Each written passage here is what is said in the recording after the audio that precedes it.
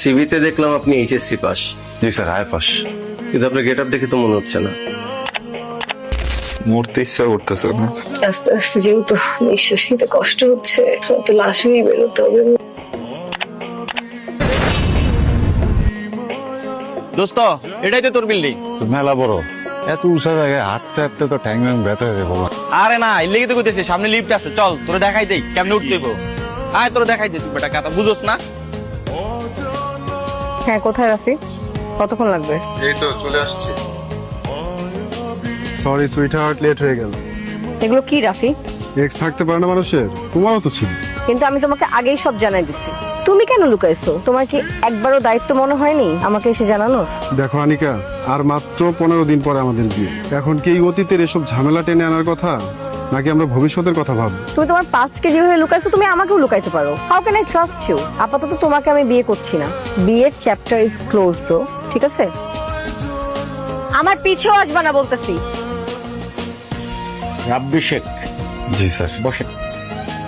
গ্রামের বাড়ি কোথায়? স্যার পঞ্চগড়। এটা কি চাকরি সেটা কি আপনি জানেন? জি স্যার। কি কাজ করতে হবে সেটাও জানেন? স্যার শিখিয়ে দিলে পারবো স্যার। সিভিতে দেখলাম আপনি এইচএসসি পাস। জি স্যার, আয় পাস। কিন্তু আপনার গেট আপ দেখে তো মনে হচ্ছে না। স্যার চাকরি পেলে গেটা পাল্টা দিল স্যার। স্যার কি আর কিছু বলবেন? না, কথা তো উনি ভালোই বলতে পারেন। ছেলেটা একটু বেশি কথা বলে। না, আপনি এত বেশি কথা বললে কিন্তু আমরা আপনাকে চাকরিটা দিতে পারবো না। আপনি আগে একটু কালচার, বিহেভিয়ার এগুলো শেখেন, তারপরে আপনি ইন্টারভিউ দিতে যাবেন, কেমন? শিখবো sir. I learn culture sir. না করে না স্যার, একটু সমস্যা হয়ে যাবে। চাকরিটা খুব দরকার। আপনি এখন আসতে পারেন। চলেন স্যার, কোথায় যাবো? আরে আপনি আসেন, আপনি শুধু শুধু সময় নষ্ট করবেন না।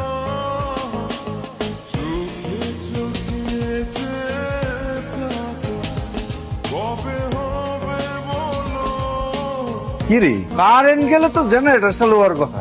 আকাশ, আরে আকাশ, ধুর শালা, একটু ঘুমাই তো দেয় না। আমি কি জেনারেটরের মিস্ত্রি নাকি? কিসে হয়েছে রে কি? জেনারেটর চালু হয় নাকি? আমি সিকিউরিটি গার্ড, আমি মিস্ত্রি না। যা দেখ কি হয়েছে। যাইতেছি। ওই দিকটা দেখ। এই, খবরদার আমার কাছে আসবেন না। লাইন আছে মাঝখানে, ওই পাশে থাকেন। আমি আপনার কাছে যাবো কেন? কাছে যাবো কেন না? আপনার মতো লোকদের আমার ভালো মতো চেনা আছে। কিছু বুঝলি? না, বুঝলাম না। তা বুঝবা কেমনে? শিখছো তো খালি সিপায় সাপায় কোনা কানায় গিয়ে ঘুমানো। জিমানোর অভ্যাস ছাড়ো তুমি। কি হয়েছে কিছু জানেন? আমি তো বলতে পারতেছি না, প্রথমবার উঠছি। প্রথমবার উঠলেন, প্রথমবার লিফট দেখলেন, কুফাও প্রথমবার কিনা কে জানে। আচ্ছা, আমরা কি উঠতেছি নাকি নামতেছি? থেমে আছি, এক জায়গায় আছি। আচ্ছা। ও আচ্ছা, আমরা আটকা পড়েছি। মানে? মানে কিছু না। বাড়ি কোথায়? পঞ্চগড়, মূলদি, ওই শেষ মাথার দিকে। বর্ডার। বর্ডার? বুঝলাম না, লিফট তো এতক্ষণ থেমে থাকার কথা না? এতক্ষণ তো জেনারেটর চালু হয়ে যাওয়ার কথা। আমরা কি আটকে গেছি? না, যেতে যেতে ওই যে রেস্টুরেন্টে যাত্রা বিরতি দিয়েছে। আমার তো খাইতে ইচ্ছা করতেছে না। আপনি খাবেন কিছু? চুপ করবেন আপনি। আমরা আটকা পড়েছি, জেনারেটর চালু হচ্ছে না। চালু করার লোক মনে হয় খাইতে গেছে। জেনারেটর অটো চালু হয়, এসব বড় বড় বিল্ডিং এ জেনারেটর অটো স্টার্ট নেয়। মাই গড, কিসের মধ্যে যে আটকা পড়লাম। লিফটের মধ্যে। আপনি চুপ করবেন। আপনার ফোনটা একটু বের করেন, করে একটু দেখেন নেটওয়ার্ক আছে কিনা। তাহলে যে ওই যে নাম্বারটা, ওখানে একটা কল দেন, ওদেরকে জানাতে হবে যে আমরা এখানে আটকা পড়েছি।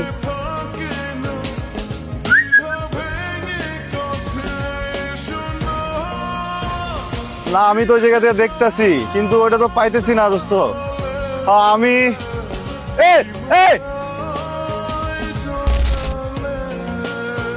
মুসকি মুসকি হাসতেছেন কেন? হাসির কিছু বললাম? আগেই বুঝছিলাম আপনি একটা ছাপড়ি। চাকরি মানে কি? কিছু না। ঢাকা আসলেন কেন? চাকরি? না, এখন আর চাকরি দিয়ে কি হবে? বিস্কুট খাবেন? আপনার চাকরিটা হলো? শোনেন ডাকি সাহেব, স্যার। আগে এটিকেট, ম্যানার্স, বিহেভিয়ার এগুলো আগে শিখে নেবেন, তারপরে চাকরির ইন্টারভিউ দিতে আসবেন। স্যার সবগুলো শিখে কালকে আরেকবার আসি। আপনি যান। কারো দোয়াই মনে হয় কামে দিল না। না আব্বা আমার, আর না বন্ধুর। বেতন কত ছিল? মেলা টাকা, 15 থেকে 20,000 টাকা। এই টাকায় জীবন চলতো? এটা আমার জন্য অনেক টাকা। আমার কি মনে হয় জানেন, একজন মানুষের জীবন কত টাকায় চলবো এটা তার সিদ্ধান্ত নেওয়া উচিত। আমরা চাই নিয়ন্ত্রণহীন জীবনযাপন করতে, কিন্তু আমাদের আসলে উচিত লাইফটাকে কন্ট্রোল করা। সেটাই করি না। এখন তো জীবনটা নিয়ে টানাটানি করে গেল। বাঁচতে পারবো তো? জানি না, মানুষ হয়তো এসে আমাদের লাশ পাবে। আপনার চাকরিটা হলো না, আর আমার বিয়েটা হলো না। লিপ পড়ে গেলে আমার দেখবো কে? তো কেউ নাই। আমার মরে যাবে ভালো বাবা। মাফ করে দিও আব্বা।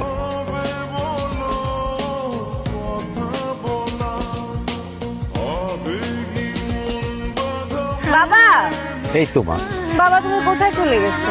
এখানটাই তো ছিলাম। তুমি আমাকে রেখে আর কোথাও যাবা না, কখনো যাবা না। আমার মেয়েটা খুব মন খারাপ হয়েছে। যাও, মন ভালো করো। তোর প্রিয় ফুল। এটা কই পাইছো তুমি? হ্যাঁ, নিলাম ওদের কাছ থেকে। অনেক সুন্দর, থ্যাংক ইউ।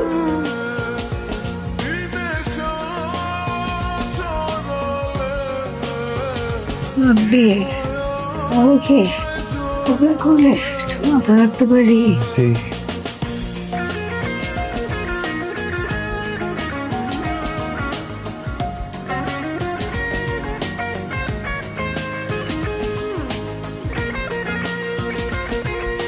বাবা, বিমান, রাব্বি কোথায়? কোন রাব্বি? সে লিফটে আমার সাথে একজন আটকে পড়ছিল না। আমি কাউকে পাইনি, আমি শুধু তোমাকে নিয়ে আসছি হাসপাতাল। হ্যালো, তোমার ওটা পিক করতে হবে না বুঝছো, আমি বাসায় ফেরার পথে পিক করে নিব। আমি তো এখনো অর্ডার করিনি ভাইয়া। ম্যানেজার স্যার,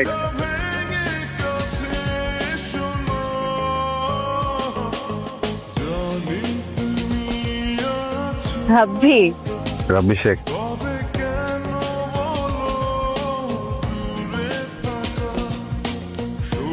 এইভাবে আস্তে আস্তে বদলে ফেলাম নিজেকে। তারপর এখানে পরীক্ষা দিলাম, চাকরি হয়ে গেল। আপনাদের শহরের মানুষগুলো আমাকে ফেরত পাঠাতে পারলো না। আমি তো আপনাকে অনেক খুঁজছি, পাইনি। ফাইনালি দেখা হয়ে গেল। আমি আসলে ঘটনার পরে বিদেশ চলে গিয়েছিলাম, লাস্ট মান্থেই ফিরলাম। কিন্তু আপনি কিন্তু বেশ বদলে গেছেন। মানুষ পরিস্থিতির সাথে বদলায়। আপনার কথা। না, কেমন আছে? আমার সাথে থাকে তো। মা ছেলে দুইজনই শহরে থাকে এখন। আপনার বাবা? ঠিকঠাক, খালি একটু মন খারাপ। মেয়ের বিয়ে তো, বিয়ে? বাবার পছন্দের ছেলে। মানুষ হিসাবে বেশ ভালো। কংগ্রেচুলেশন। Thank you. আপনি বিয়ে করলেন? না, থ্যাঙ্কস রাব্বি। ওই 10 মিনিটে আপনি আমাকে অনেক সাহস দিয়েছেন, অনেক সাপোর্ট করেছেন। আপনার মনে আছে মৃত্যুর ভয়ে আমরা একসাথে বাচ্চার স্বপ্ন দেখছিলাম? আমাকে নিচ পর্যন্ত এগিয়ে দিবেন?